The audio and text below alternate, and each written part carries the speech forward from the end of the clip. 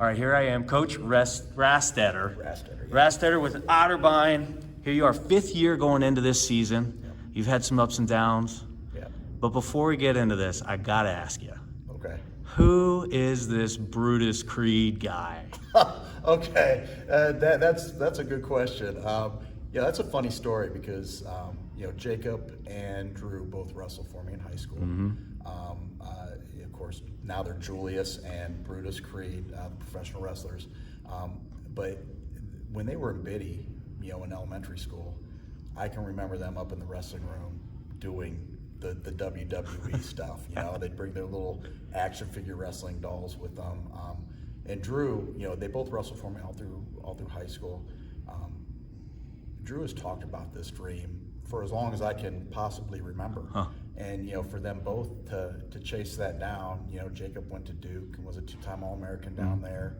And Drew came here, followed me here, was an All-American, was ranked #1 in the nation his senior year, was 30-0, kind of just ran through the country that year. I think would have won a national title, but we got, COVIDed out that year. But he stuck with his guns, and they both made the move down to Orlando and tried out with the WWE, the training center down there, and they've just worked. And now we're a month and a half into them being on national TV every Tuesday night, and just took their first loss the other night on NXT. But it's just been fun to watch because they've talked about it, and now they've done it. And I want the other guys to just realize that don't just talk about it, go out and do it. And Drew's been a perfect example of that. So it's been fun, and it just helps add a little bit of extra to Otterbein wrestling, knowing that he's an alumnus. Sure, and I'm sure you're proud, right? Yeah, extremely. So have they offered to buy you a Lamborghini, or is there going to be the Creed Center here at Otterbein coming up that we don't know? I'm hoping that they remember their coach from all those years, but I've told the guys, and Coach Short and I have joked about it. All I want is to be able to be their manager for one professional match, and I want to be able to crack one of them over the head with a chair, just for the paybacks from all the gray hairs that they give me through the years of wrestling. But it's just exciting to just kind of watch it all unfold, because they're gonna do great things. And Drew's got such a good heart, and he's such a good natured kid. It's kind of funny that they're kind of pushing him as a heel, because I just kind of laugh when I see him in that role, because that's not who he is. Yeah. But he's doing a good job acting it. Yeah. They got the acting chops too. That's good. All right, so let's talk Otterbein wrestling. 5th year coming in here. Yep. So evaluate yourself. Year 1 to year 5. You're being evaluated for your job now. How do you think you're doing? Well, that's a good question. After I had never had any college coaching experience coming into this. I had coached at the high school level, for a long time. This is my 31st year coaching this year, so I've been doing it for quite a while. But I don't know if I really anticipated where some of the differences were going to lie between high school and college. And of course, that first year, they gave me a year, hired me October 10th, and they gave me that whole season to just go out and recruit, which is great because I was going to high school practices all over the state and utilizing my high school coaching connections to get kids in here. And we put together a really good first class of kids. I mean, there was a lot of state medals within that first class, but we also needed bodies. So in the process of doing the recruiting, I was not just looking at as good of wrestlers as I could find athletically. I was also just looking for bodies to put in the room, and that wasn't the right way to go about doing it. So we got the guys here that first year, and I had some really great guys in the room, but I also had some kids that just couldn't figure out how to do things the way that we needed them to be done here. So unfortunately, a lot of my energy was spent dealing with the guys that weren't doing things the right way. I actually was an administrator at Lexington my last 5 years. I was dean of students at the junior high, and I would always say that 5% of the population took up 95% of my time. And it was the exact same thing, here. And the problem with that is that it took the good kids out of the equation, and I wasn't able to coach them the way that I really needed to coach them, because I was spending so much time worrying about the other things on the day-to-day. So I just don't feel like I did a great job in the coaching aspect of it those first 2 years. The first year, right around Christmas time, we had to clean house with some kids that got into some pretty significant trouble. That was the first round of kind of clean outs. And then the second year, I just finally, had some conversations with guys and said, this just isn't working on either end. And at that point in time, I really reevaluated how we were recruiting, what type of kid we were looking for. We kind of put on paper what the important variables were going to be, what the tangible things that we really needed these kids to have, and we kind of stuck to that. And I think that it's really completely changed the atmosphere within the program at this point. We haven't really, I don't know how to say this and sound right, but we haven't really just focused on kids that are going to come in and win right away. We focus on kids that are going to add benefit to the program and more than just winning wrestling matches for us. Academically, we've worked hard on bringing our team GPA up, which the last 3 years it's climbed significantly from those first two. They're adding a lot more to the campus in terms of being engaged in campus activities. The professors know who they are. They're respected because they work events. They do things that make them more than just an Otterbein wrestler, and that's what we've been looking for. And in that process, they've become a lot tighter knit group.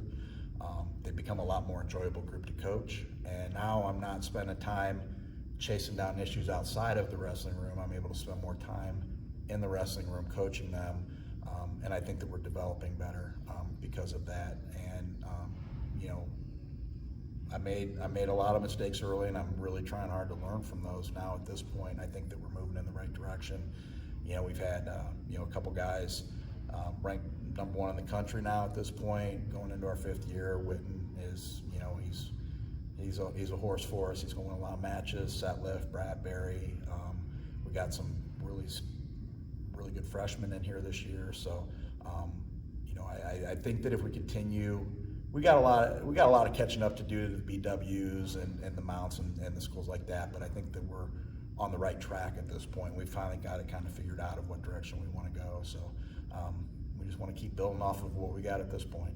What I saw tonight, it was like match day, right? It was like live goes. You did I think 1 minute, and then the other group would come in, and these guys were scrapping. There's make no mistake about it. I heard some heavy hands slapping necks, and I thought, well, this is good, man. This is good. But after the match and before the next match, they're slapping hands in the middle.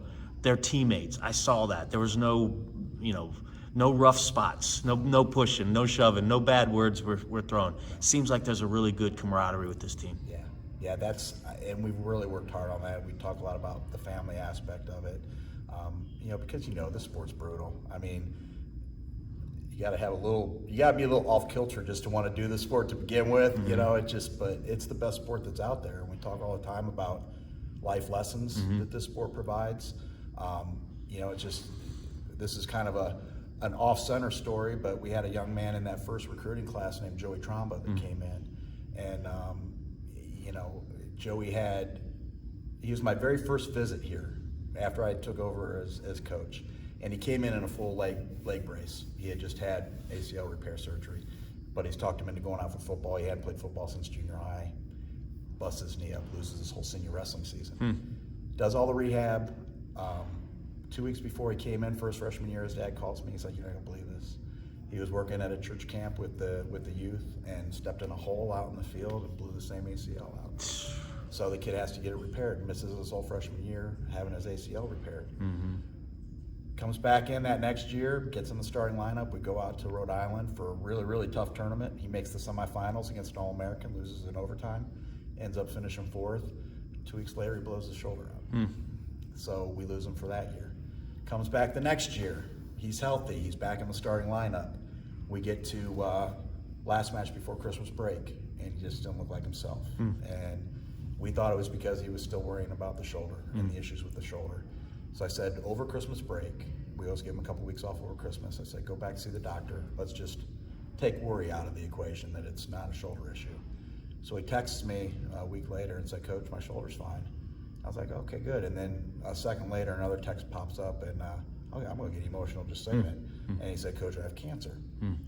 And it just so happens that I had the same type of cancer that he had, the Hodgkin's, when I was 29. I went through the same thing. It's just crazy that he ended up here. But there's a kid that just was an absolute true warrior. Yeah. And he beat cancer, just turned 24 today. Today's his 24th birthday. Nice. I texted him happy birthday. But Nice. there's a kid that would have done anything to have a full college wrestling season, but still never left this program, never left this team, was a student coach his last 2 years here, and the life lessons that he's learned from this sport has helped carry that kid through more than what any kid that age should have to deal with. And he's just an incredible human being. So sometimes when the guys are dragging and they're kind of feeling sorry for themselves, I just whisper, hey, trauma strong.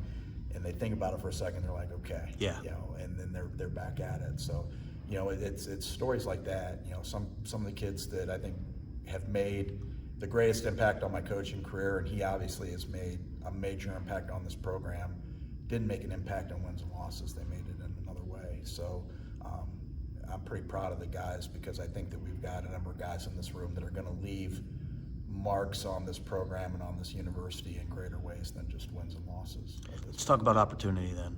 There's those type of individuals are out there somewhere, right? And they might not know that an Otterbein exists, or a D3 school in general. Right. Some of these kids are D1 or bust, Yep. but some of these kids also just love the sport. Right. What kind of opportunity are you giving them here at Otterbein? You just said it. I mean, you got to love this sport to want to continue to do this sport. And at the D3 level, we don't offer any athletic scholarships. So we really focus our attention on finding the kids that are getting it done in the classroom so that we can offer them the best merit package possible, because that's the best way to get them. There's far more money out there for academics than there's ever going to be for athletics. It's just, that's not fed to these kids at a young age. It's all, hey, you get full athletic scholarship. And there's such a small percentage of kids out there that are getting a full athletic scholarship. It's just not realistic. Right. It's great to have that goal, but realistically, if you spend the time in the classroom like you do on the athletic field, you're going to be able to earn more money towards your college degree. And we want those kids to understand that they can get a great education, not just here, but we've got some awesome D3 schools right here in the state of Ohio, right, with great coaches. You can go right down through the list. Olave up at Case Western Reserve now. Yep. He's going to do awesome things. John Carroll with Haywald, great school. Right, Baldwin Wallace Gibbs has done some amazing things, but they're all great schools. So you can go and have a great wrestling experience with great coaches and at the same time get a great education. So you kind of get the whole package in one. And when I was coaching high school, I sent kids to the D1 level, the D2 level, the D3 level, NAIA. They wrestled all the way across the board. I never had any of the kids at the smaller levels come back and say, man, I hate wrestling. The kids that were wrestling the D1s and the D2s, it was like, man, coach, I'm just burned out. Jacob Casper was one of the exceptions to the rule. That kid could have wrestled 24/7, so he had a great time at Duke. But we sent 5 kids to Duke, through that time span. But most of them felt like D1, D2 was a job, and I don't want that to be what the feeling is when they're here. Our practices, hour and 15 minutes, hour and a half.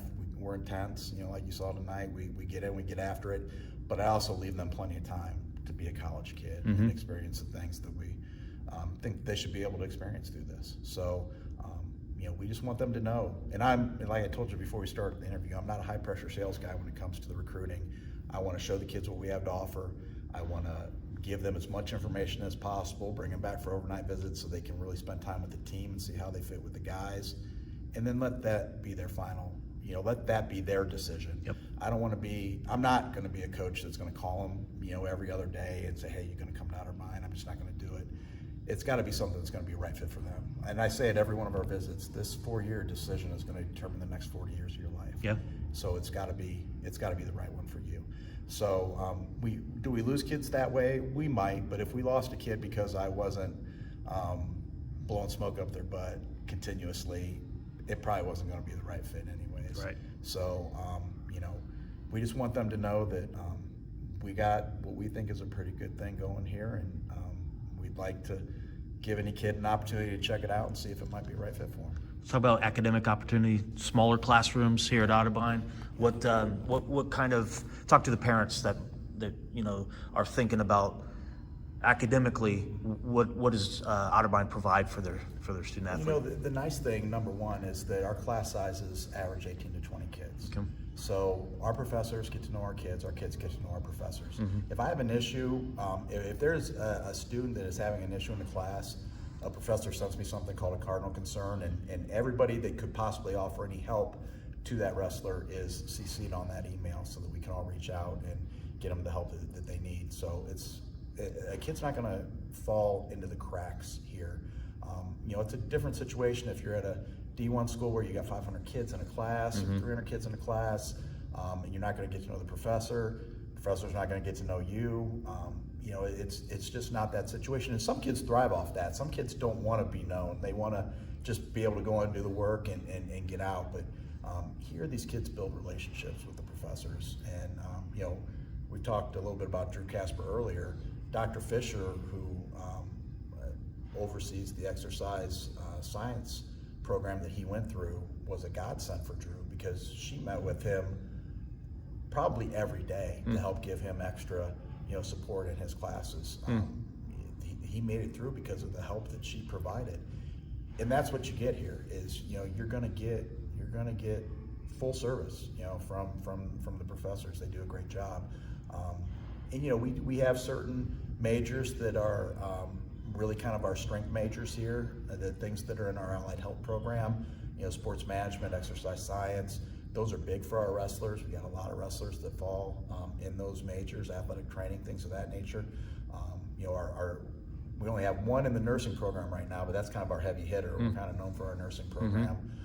We've got a few in our engineering program. We've got a really cool STEAM center over at the Point now. So, but we offer over 70 majors. So there's going to be something here for most kids, and every once in a while, a major comes along that we don't have, and I try to steer a kid in the right direction. I had a kid that I really wanted to kind of add to the program, but he wanted a certain major that only one D3 school in Ohio offers, and I looked it up for him, and he's gone and taken a visit there, and he texted me and he thanked me and he said, "Hey, I loved it." I'm like, "Well, that's what we want. If we can't offer it, let's find some place that is going to be a right fit for you, because it's not just about just the wrestling with me with this. I've done this long enough now. A couple of the best relationships that I have going still are kids that I recruited that first year here that decided not to come here, but we've remained in contact.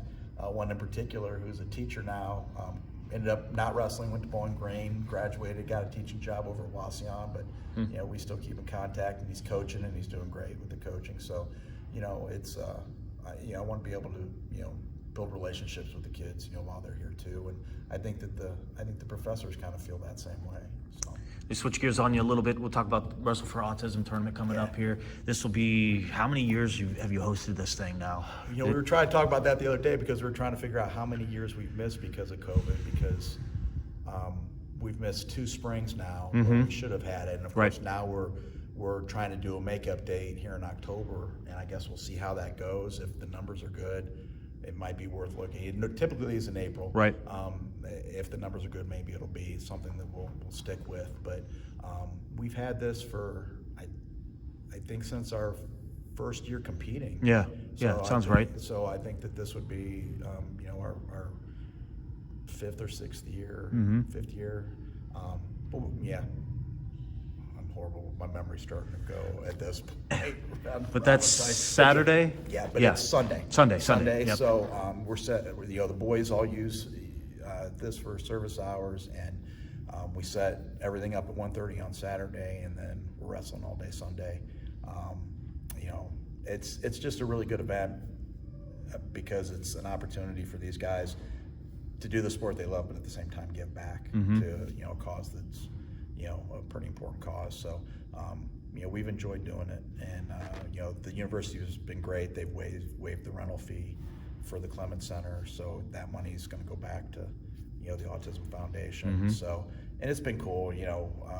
I got to meet Frank Jasper, who played Shoot in Vision Quest. He was here the 1 year for it. So, my nerd moment was getting my picture taken with him since that was, the big movie when I was in junior high wrestling. And it's just been a good experience. And you probably know Caden Hooks, who wrestles over at Berlin. He's gonna be a Cardinal next year. Okay. Wrestler. So Okay.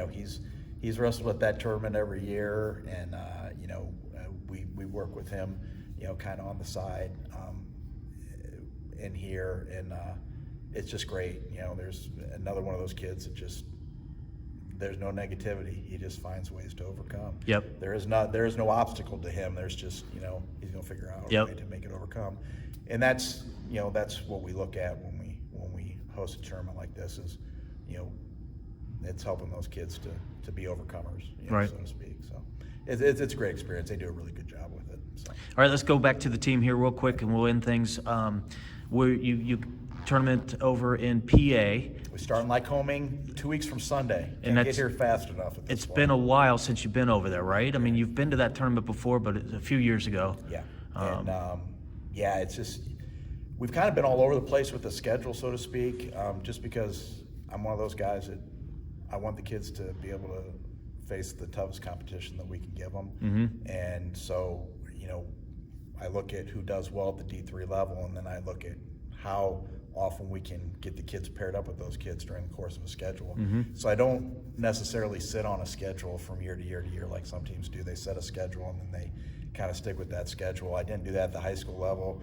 There were times where we unfortunately were wrestling Graham a couple times, a year, and Wadsworth, we were small D2 Lexington, but we were wrestling Wadsworth and wrestling, all the big guns, taking the guys to Ironman. So my philosophy's always been, I don't care if you lose during the regular season, as long as you learn from the loss and it prepares you for what happens at the end. So, we're just hoping that we can get the kids on the mat as much as possible. We have a lot of matches first semester, and then the schedule gets a little thinner second semester, but they're a little bit tougher matches. Okay. Second semester, Wheaton and Invitation, which is our toughest tournament, and so forth.